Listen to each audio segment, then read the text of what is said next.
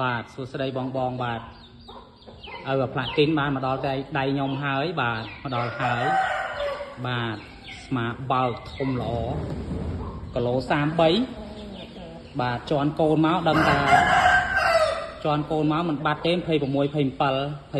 25បាទកូនវាមាន26 25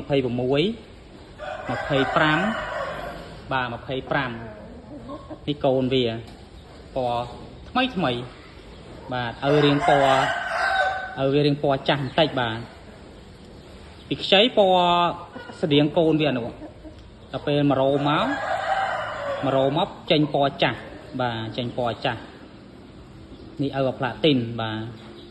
ប្រដាប់មន់តសៃទម្ងន់ជើងបាទតសៃទម្ងន់ជើងចពុះមន់គីឡូ33តែវាជន់លបឿនដូចមន់គីឡូ22 23បាទជន់លបឿនល្អលឿនញាប់